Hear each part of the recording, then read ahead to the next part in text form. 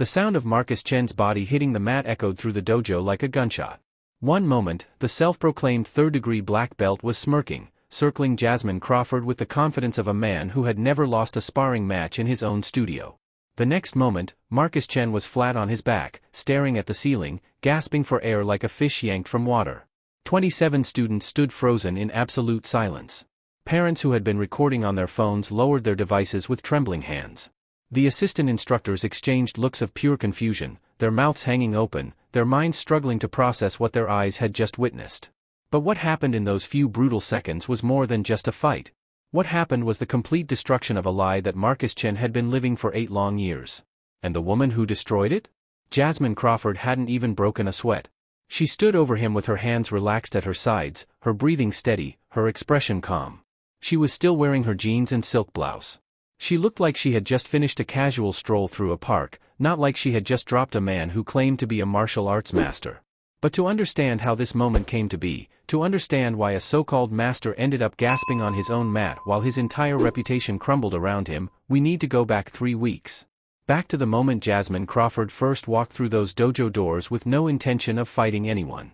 Back when she was just a mother trying to enroll her daughter in a martial arts class. 3 weeks before that devastating throw, Jasmine Crawford pulled into the parking lot of Dragon Strike Martial Arts in Charlotte, North Carolina. Her 12-year-old daughter Kennedy sat in the passenger seat, practically bouncing with excitement. Kennedy had been begging for months to learn self-defense. She had watched videos online, practiced kicks in her bedroom, and researched dojos in their area with the dedication of a college student writing a thesis. Dragon Strike had the best reviews. The website featured photos of smiling students, trophy cases filled with gold, and a head instructor named Marcus Chen who was described as a master, a former international competitor, a man who had trained with legends in South Korea and Japan. The place looked perfect. The reviews were glowing. Every parent who posted online praised Marcus Chen's teaching ability and dedication to his students. Jasmine had done her research, and everything pointed to this being the right choice for Kennedy. The dojo occupied a converted warehouse in the Plaza Midwood neighborhood. Exposed brick walls. Motivational posters about discipline and respect. The smell of clean mats and floor polish. Kennedy grabbed her mother's hand as they walked through the front door, her eyes wide with anticipation. This was the beginning of something exciting for her. This was the start of a new journey. At least, that's what Kennedy believed. Jasmine Crawford had no way of knowing that this dojo was built on a foundation of lies, and that the man standing at the front desk was about to make the biggest mistake of his entire life.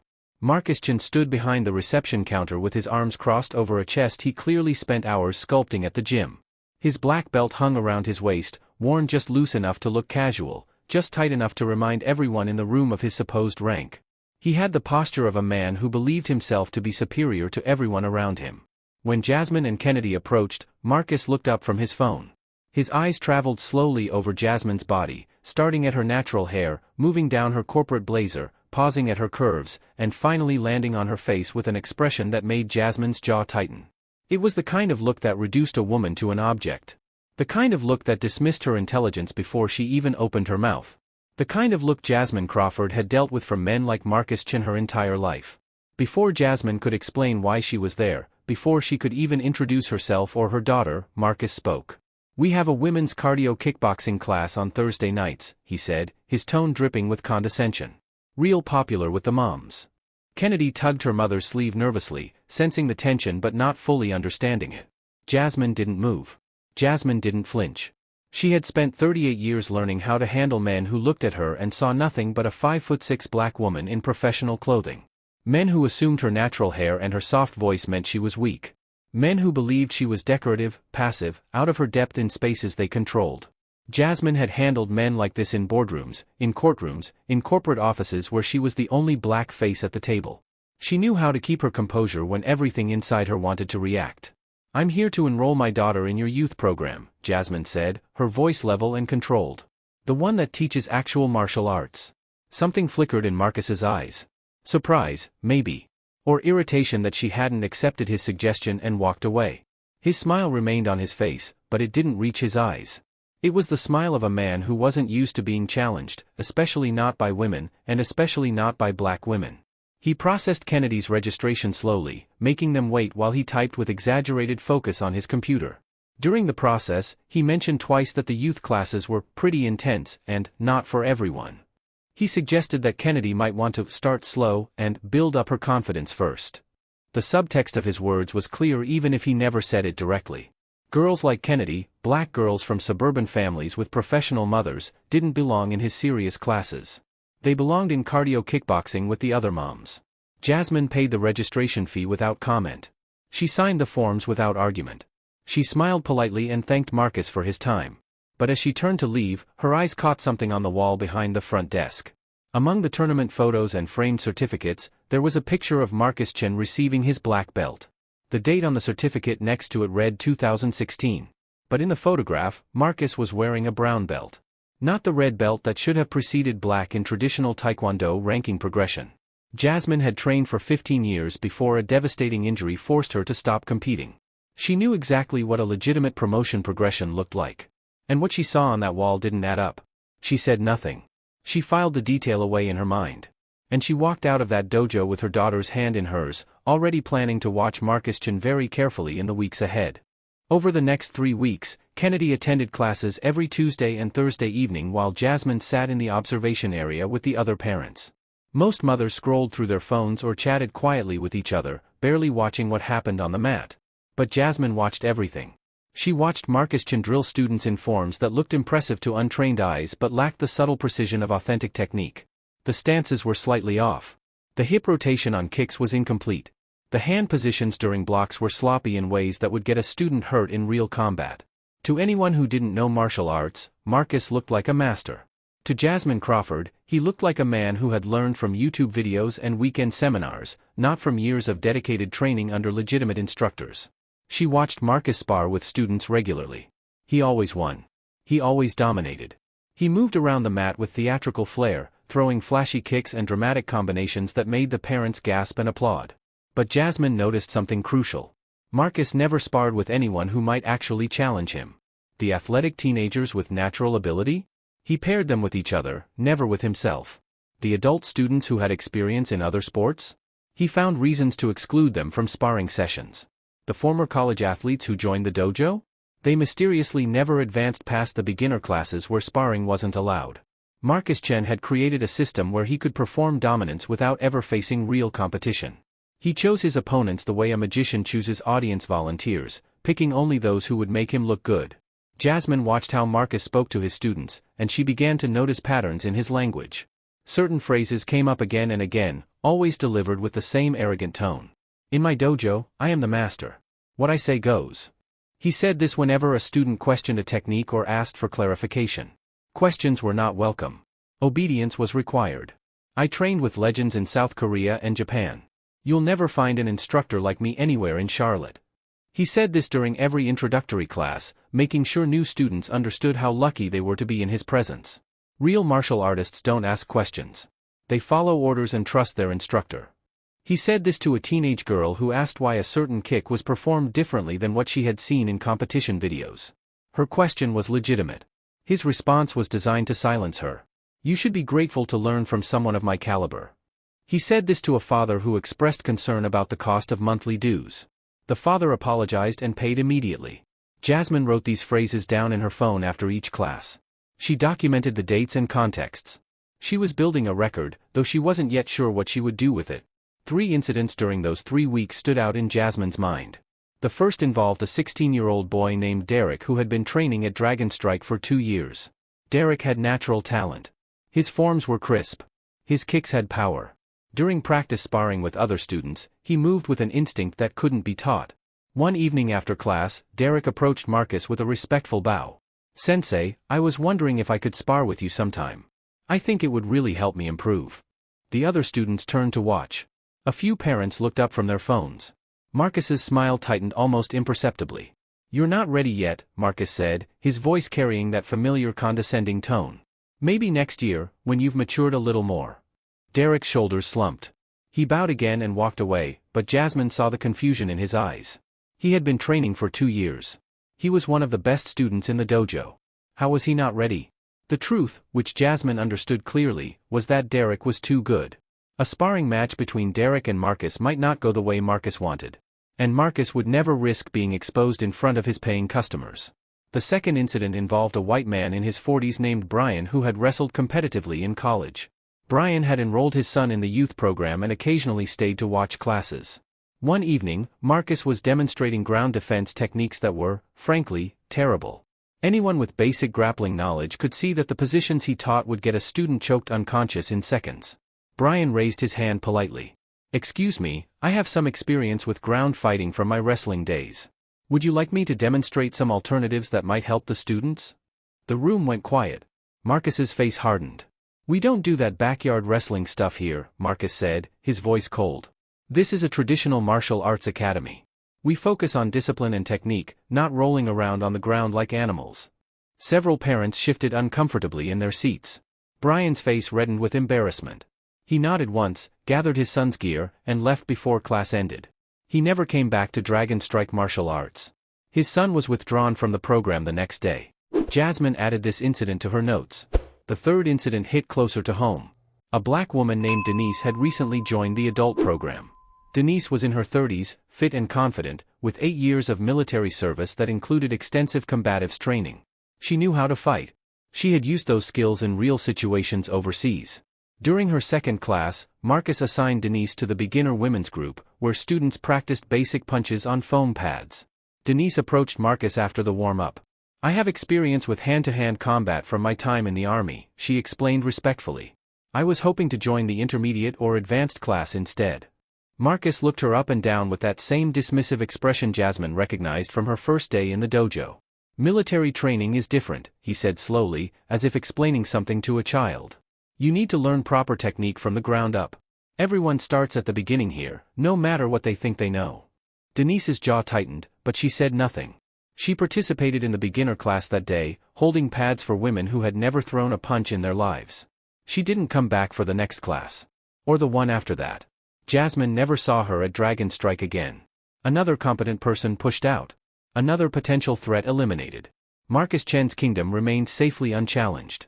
What bothered Jasmine most during those 3 weeks was watching how Marcus treated Kennedy. Her daughter showed up to every class with enthusiasm and dedication. Kennedy practiced at home. Kennedy asked questions. Kennedy gave maximum effort on every drill and every exercise. She was exactly the kind of student any legitimate instructor would be thrilled to teach. But Marcus barely acknowledged her existence. During the first week, Kennedy made a small mistake in her form, placing her foot at a slightly wrong angle. Marcus stopped the entire class to correct her, his voice sharp and critical. "Your stance is sloppy. Do it again. And pay attention this time." Kennedy's cheeks flushed with embarrassment. She corrected her stance and continued, but some of the light had gone out of her eyes. In that same class, a white boy made the exact same mistake. Marcus walked past him without comment. Jasmine noticed. Kennedy noticed too, though she didn't say anything about it. During the second week, Kennedy raised her hand during the question and answer portion of class. Marcus called on 3 other students before finally acknowledging her, and when she asked her question about the proper way to execute a spinning kick, Marcus gave a dismissive answer that didn't actually address what she had asked. Meanwhile, other students received detailed explanations and personal demonstrations. Kennedy was learning what it felt like to be invisible in a space where she had paid money to be seen and taught. By the third week, Kennedy had changed. She still attended class, but the excitement was gone. She went through the motions without the energy she had shown before. One evening during dinner, she pushed food around her plate and asked a question that broke Jasmine's heart. "Mom, do you think I'm just not good at this? Maybe martial arts isn't for me." Jasmine set down her fork and looked at her daughter with a calm expression that hid the rage burning in her chest. "Why would you think that, baby?" Kennedy shrugged, not meeting her mother's eyes. "I don't know. I just feel like no matter how hard I try, it's not enough. Like I'm doing something wrong and I don't know what." Jasmine reached across the table and took Kennedy's hand. "You are not doing anything wrong. I've been watching you in class. You're talented. You're dedicated. And sometimes, the problem isn't the student. Sometimes, the problem is the teacher." Kennedy looked up with confusion. "What do you mean?" Jasmine smiled softly. "I mean that some people who call themselves teachers don't actually know how to teach. And some people who were black belts didn't earn them." She paused, choosing her next words carefully. "Trust me, baby. Things are going to change very soon. Just keep going to class and doing your best. Can you do that for me?" Kennedy nodded slowly, not fully understanding but trusting her mother. Jasmine squeezed her hand and changed the subject to homework, but inside, her decision was crystallizing. Marcus Chen had crossed a line. He had made her daughter feel small. He had made her daughter doubt herself. And Jasmine Crawford was going to make absolutely certain that Marcus Chen paid for every moment of doubt he had planted in Kennedy's mind. Late at night, after Kennedy went to bed, Jasmine sat at her kitchen table with her laptop open and her phone beside her. She was a corporate attorney by profession. She knew how to research. She knew how to build a case. She knew how to find information that people wanted to keep hidden. She started with Martial Arts Federation databases. Every legitimate black belt was registered with at least one recognized organization.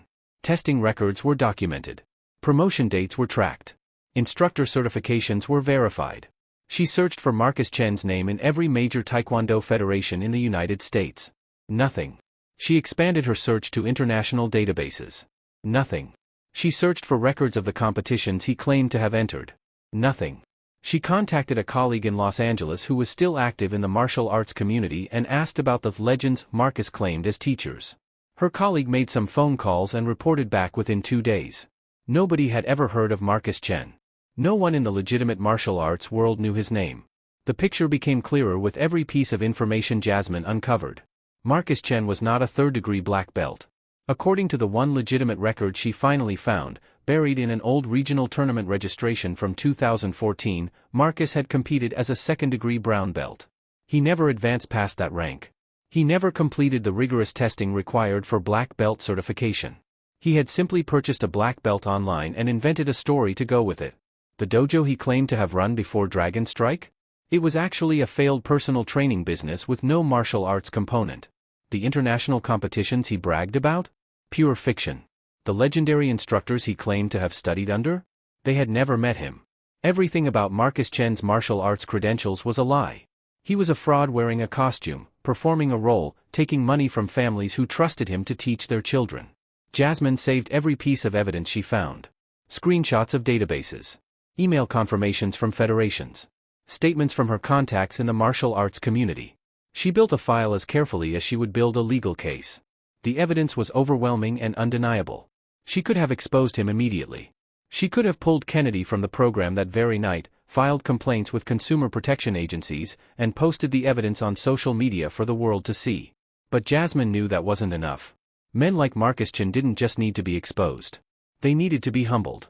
They needed to feel the crushing weight of their lies collapsing on top of them. And it needed to happen in front of the people they had deceived.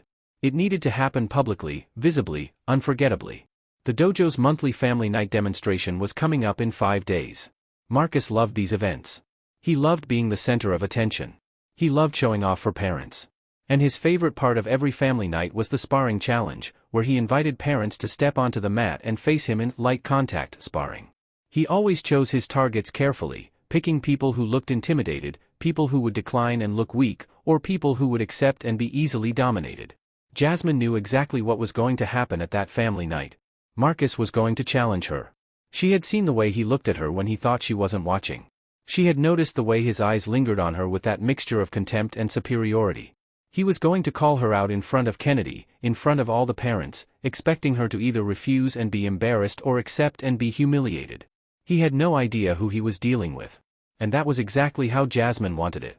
She was going to let him dig his own grave. She was going to let him stand on that mat with his fake black belt and his inflated ego.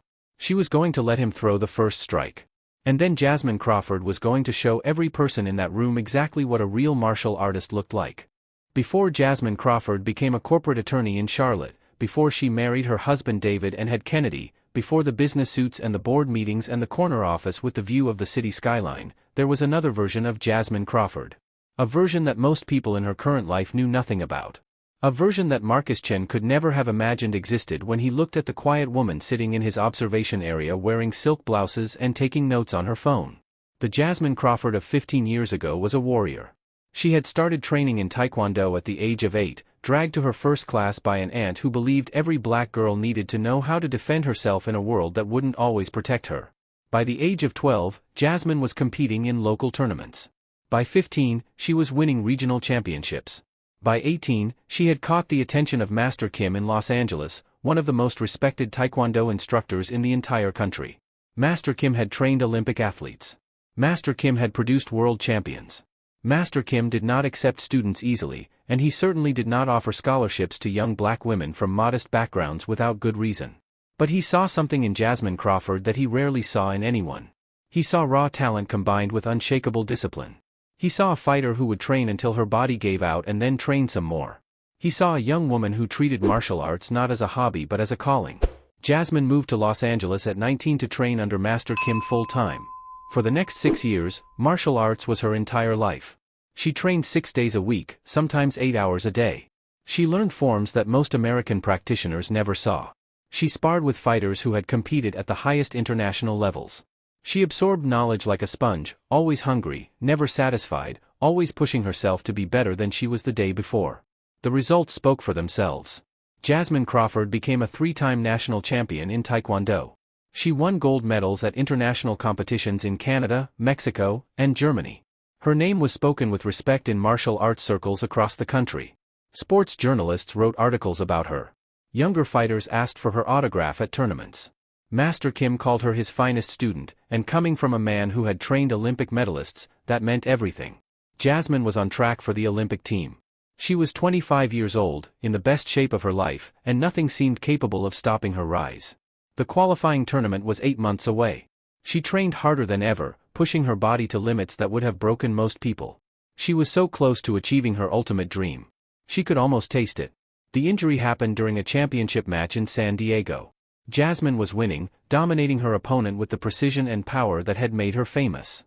She went for a spinning kick, a technique she had executed thousands of times without incident. But her foot landed wrong on the mat. Her knee twisted in a direction knees are not designed to twist. The sound of her ACL tearing was audible to spectators in the front row.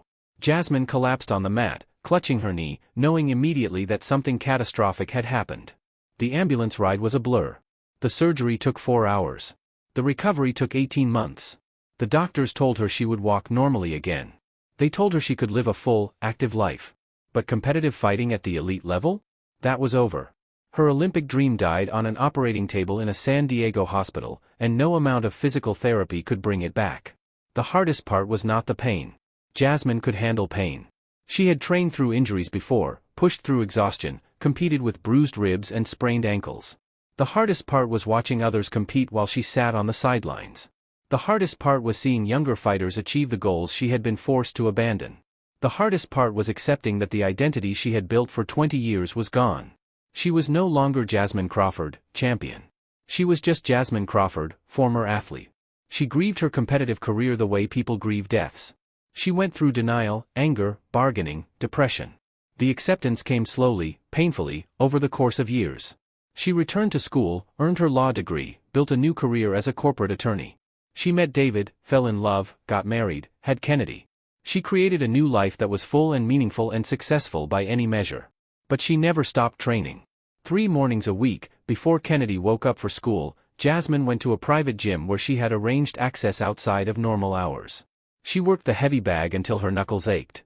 She practiced forms in front of the mirror, correcting her own technique with the critical eye Master Kim had trained into her. She shadowboxed and stretched and drilled combinations that her body remembered even when her mind tried to forget.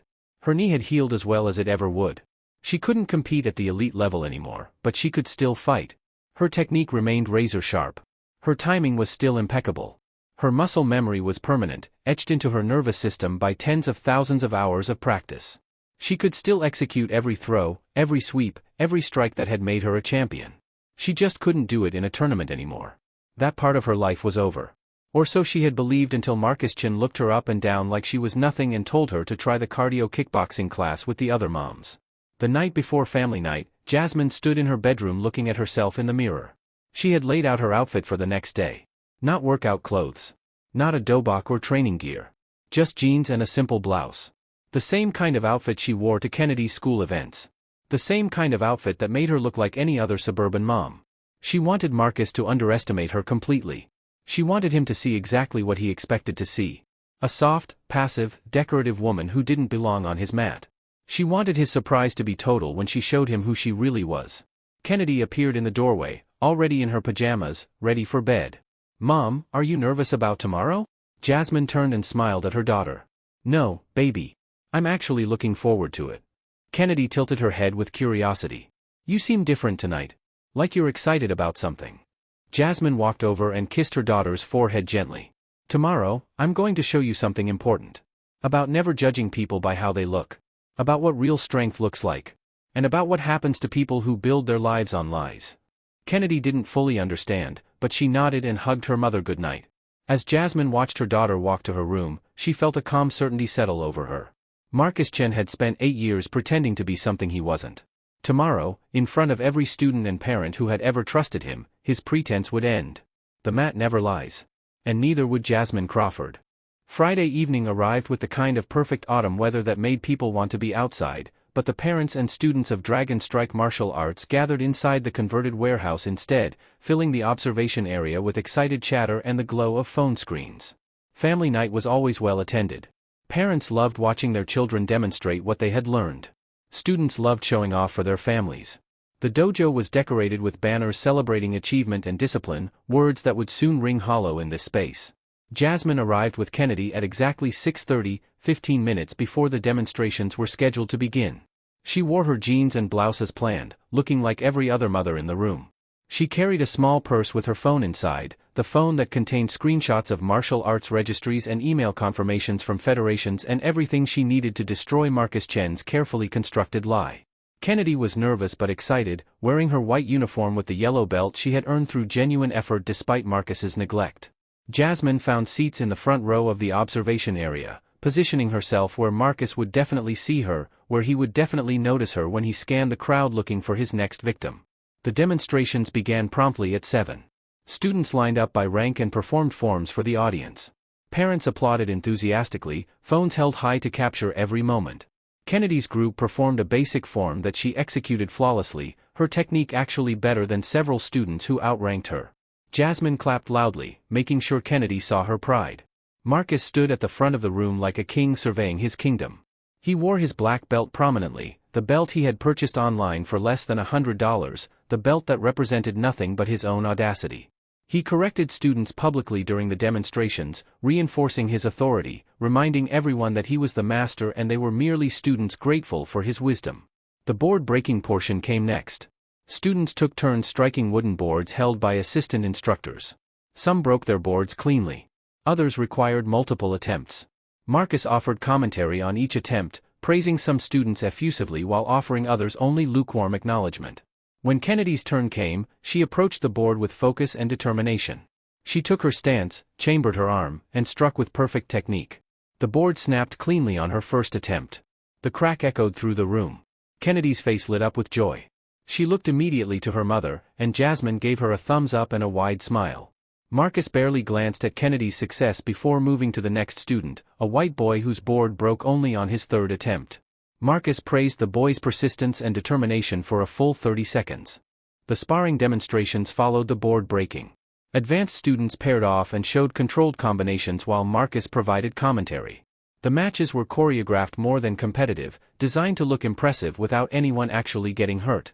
Marcus occasionally stepped onto the mat to demonstrate a technique, always choosing the smallest or least experienced student as his partner, always making himself look dominant and powerful by comparison.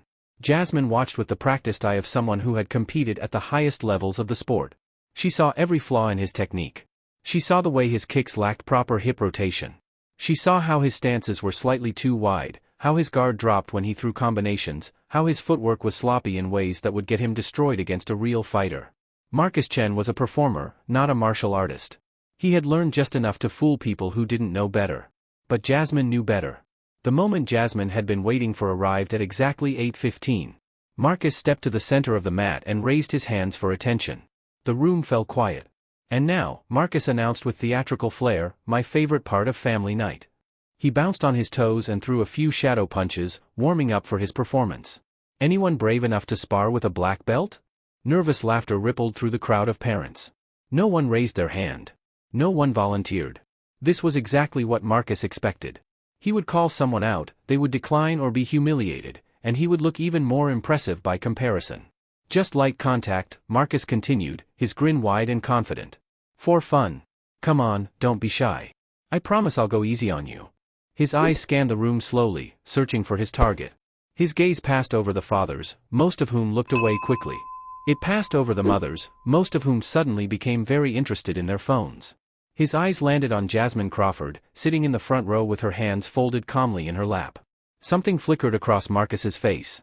Recognition. Anticipation. The memory of their first meeting, when she had refused to accept his dismissal of her daughter.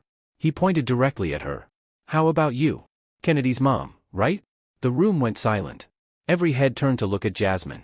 Kennedy's eyes widened with alarm. "Show your daughter what you've got," Marcus continued, his voice carrying that familiar condescending tone. "Unless you're scared." The assistant instructors exchanged knowing glances. They had seen Marcus do this before. They had seen him humiliate parents who didn't know any better. They expected this to go exactly the way it always went. Jasmine stood up slowly. She removed her shoes and set them neatly beside her seat. She walked onto the mat in her jeans and silk blouse, looking exactly like what Marcus expected her to be, a soft, unprepared suburban mom about to be taught a lesson about her place. Kennedy watched from the sidelines with her hands clenched nervously. Several parents pulled out their phones to record what they assumed would be an amusing mismatch. Marcus's assistant handed Jasmine protective gear, but she declined with a small shake of her head. "I'll be fine," she said quietly. Marcus laughed.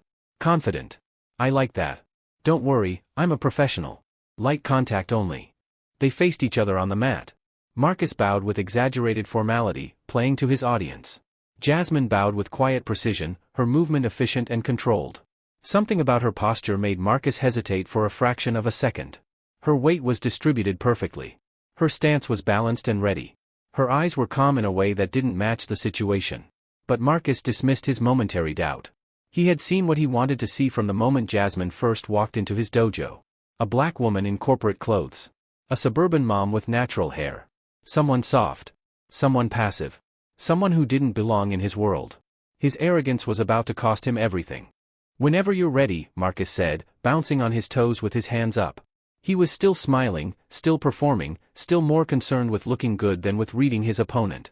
He threw a lazy roundhouse kick, the kind of casual strike designed to make an untrained person flinch or stumble backward. Jasmine didn't flinch. Her body moved with the fluid precision of 15 years of training. She redirected his kick with a textbook sweep, her forearm deflecting his shin while her body pivoted smoothly inside his guard. Marcus's momentum carried him forward, off balance, exactly where she wanted him. In the same continuous motion, Jasmine executed a hip throw that Master Kim had drilled into her thousands of times. Her hip connected with Marcus's center of gravity. Her arms controlled his upper body. Her legs provided the base as she rotated and threw. Marcus Chen, self-proclaimed third-degree black belt and martial arts master, flew through the air and slammed into the mat with a force that shook the entire floor. The impact knocked the wind from his lungs. His back hit first, followed by his head, followed by his legs. The sound echoed through the dojo like a thunderclap. The entire sequence took less than 2 seconds. Silence. Absolute, complete, stunned silence. 27 students stood frozen with their mouths hanging open. Parents lowered their phones with expressions of disbelief. The assistant instructors stared at the scene in front of them, unable to process what they had just witnessed. Marcus lay on his back, gasping for air, staring at the ceiling with wide eyes. His brain struggled to understand what had happened. One moment he was in control, smirking, throwing a casual kick. The next moment he was flat on the mat, unable to breathe, staring up at the woman who had put him there. Jasmine Crawford stood over him with her hands relaxed at her sides. Her breathing was steady and even. She hadn't broken a sweat. She looked exactly the same as she had before the exchange began, completely calm, completely controlled, completely unruffled. Kennedy's jaw had dropped open in shock. She stared at her mother as if seeing her for the first time. The mother who packed her lunches and helped with homework and drove her to school had just thrown a black belt instructor like he was made of paper. Marcus scrambled to his feet, his face flushed red with humiliation and rage. "That was a lucky move," he sputtered, trying to regain his composure. "You caught me off guard. Let's go again." Jasmine shook her head slowly. "We're not going again. We're done sparring. But we're not done here." She reached into the small purse she had left at the edge of the mat and pulled out her phone. She walked over to Marcus's head assistant instructor, a young man named Tyler who had worked at Dragon Strike for 3 years. "I need you to look at something," Jasmine said, her voice calm and clear. She opened the phone and showed Tyler the screen. Tyler's face went pale as he read what was displayed. His eyes moved from the phone to Marcus and back to the phone again. "This is from the official Taekwondo Federation database," Jasmine explained, loud enough for the room to hear.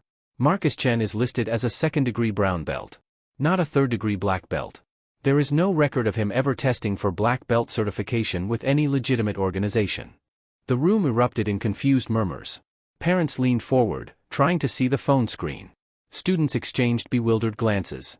Marcus's face went from red to white in an instant. Jasmine continued, her voice steady and factual. I also contacted the martial arts organizations in South Korea and Japan where Marcus claims to have trained. No one has ever heard of him. The instructors he claims as teachers have no record of his existence. The international competitions he brags about? He never competed in them. His name does not appear in any legitimate tournament registry. She swiped to another screen on her phone. Before opening this dojo, Marcus ran a personal training business that had nothing to do with martial arts. He purchased his black belt online from a company that sells them without any verification. Everything he has told you about his credentials is a lie. The murmurs grew louder. Parents pulled out their own phones, searching for the databases Jasmine had mentioned. Tyler, the assistant instructor, took a step back from Marcus, his expression shifting from confusion to horror as he realized he had spent 3 years teaching under a fraud. Marcus raised his hands in a placating gesture, his voice shaky and desperate. Those records are outdated. There's been a mistake. I can explain everything if you just give me a chance. But Jasmine wasn't finished. You've been taking money from these families for years. You've been teaching their children techniques that would get them hurt in real situations. You've been dismissing anyone who might expose you, pushing away experienced students who could see through your act. She stepped closer to Marcus, her voice dropping to a level only he could hear. You made my daughter feel like she wasn't good enough. You made her doubt herself. You looked at her and saw a black girl who didn't belong in your serious classes. She paused, letting her words sink in. You never bothered to ask about my background. You saw a black woman in a business suit and assumed I was soft. You assumed I was decorative. You assumed I didn't belong on your mat. Her eyes met his, and Marcus saw something in them that made him take an involuntary step backward. I am a 3-time national champion in Taekwondo. I competed internationally and trained under Master Kim in Los Angeles. Before my injury ended my competitive career, I was on track for the Olympic team. You just challenged a professional fighter to a sparring match because you thought she was just another mom. The room had gone completely silent again. Parents stared at Jasmine with new understanding. Students looked at Marcus with dawning recognition of how thoroughly they had been deceived. Kennedy stood near the edge of the mat with tears streaming down her face, but they weren't tears of sadness. They were tears of pride. Her mother was a champion. Her mother was a warrior. Her mother had just exposed a fraud and defended their honor in front of everyone. Marcus made one final attempt to salvage the situation. This is ridiculous. I'm calling my lawyer. You can't come into my business and make accusations. But parents were already gathering their children and heading for the door. 3 families demanded refunds before they even reached the parking lot. Tyler, the assistant instructor, untied his own belt and dropped it on the mat, walking away from Marcus without a word. By the time the last family left Dragon Strike Martial Arts that night, Marcus Chen was standing alone in his empty dojo, surrounded by the wreckage of everything he had built on lies. The collapse of Dragon Strike Martial Arts happened faster than anyone expected. Within hours of family night, the videos recorded by parents spread across social media like wildfire. The footage showed everything. Marcus calling out Jasmine with his arrogant smirk. The lightning-fast throw that sent him crashing to the mat. The moment Jasmine revealed the evidence on her phone. The look of horror on Tyler's face as he realized he had been working for a fraud. By Saturday morning, the videos had been viewed over 50,000 times. By Sunday, local news stations were calling Dragon Strike's phone number, leaving messages that went unanswered.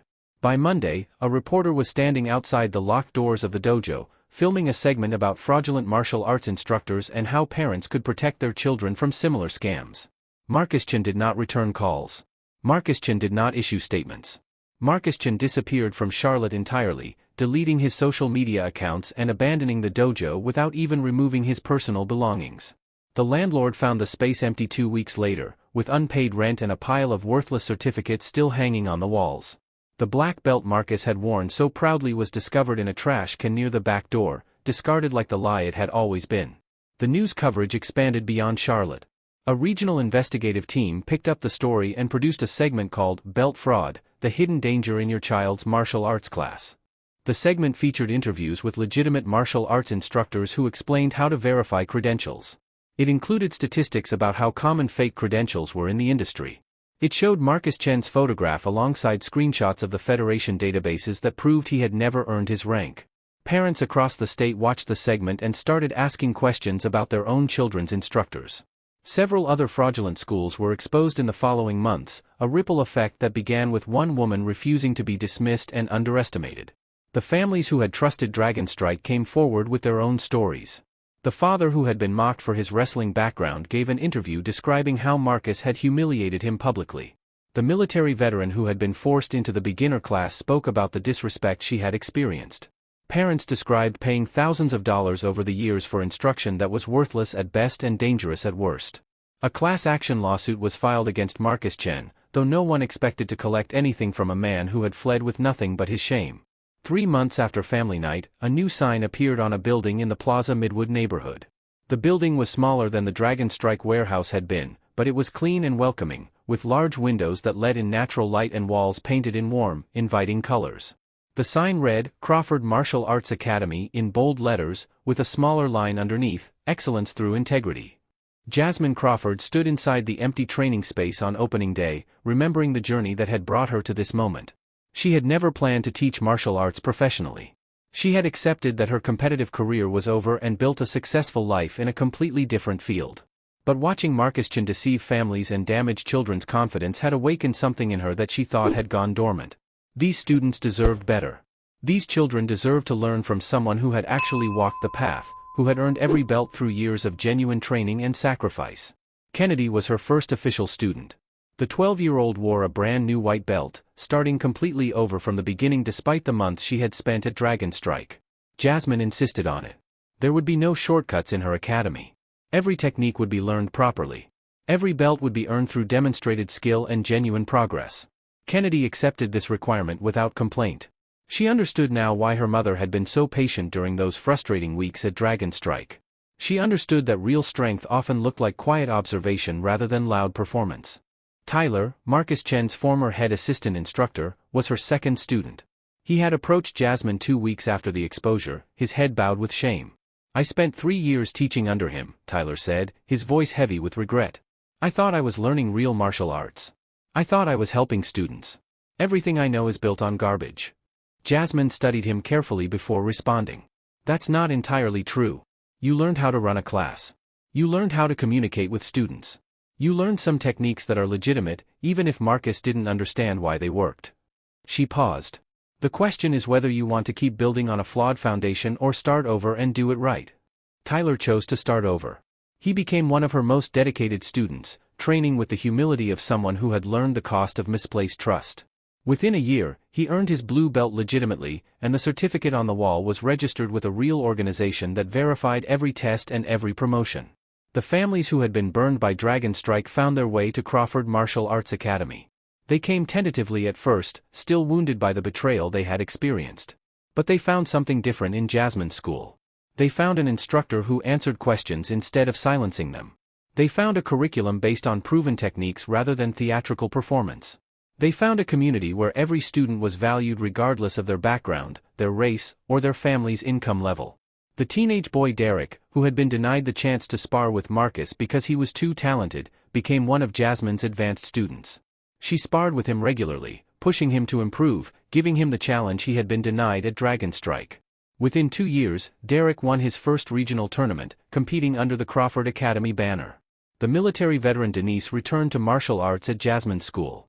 She was placed in the advanced class immediately, her experience respected rather than dismissed.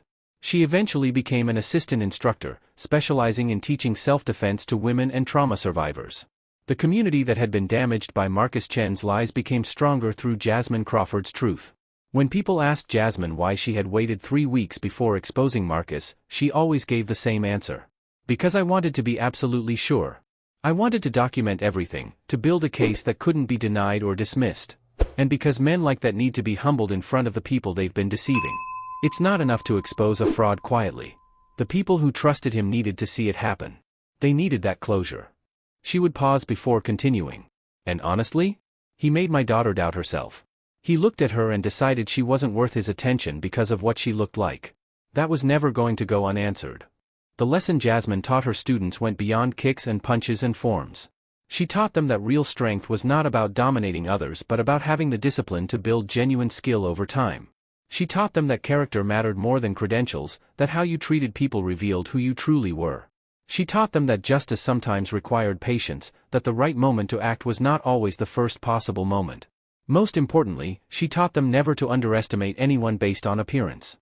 The quiet woman in corporate clothes might be a champion. The shy child in the back of the class might have more potential than the loud one in the front. The person being dismissed and overlooked might be exactly the one you should have been paying attention to. The mat never lies. Every time you step onto the training floor, you reveal who you really are. Your preparation shows. Your discipline shows. Your character shows. Marcus Chen built his life on performance, on creating an illusion of mastery that crumbled the moment it faced real challenge.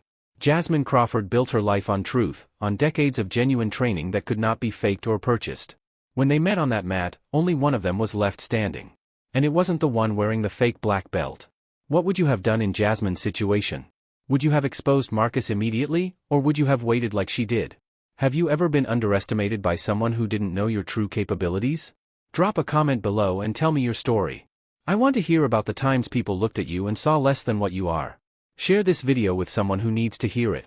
Someone who has been dismissed or overlooked or underestimated. Remind them that patience and preparation can defeat arrogance every single time. If you haven't subscribed to Black Lives Stories yet, hit that button now. We tell stories of justice, karma, and the power of truth. Stories where the underdog rises and the pretender falls. Stories that remind us all that what goes around comes around, and no one is above the consequences of their own actions. The mat doesn't lie. And neither did Jasmine Crawford. I'll see you in the next story.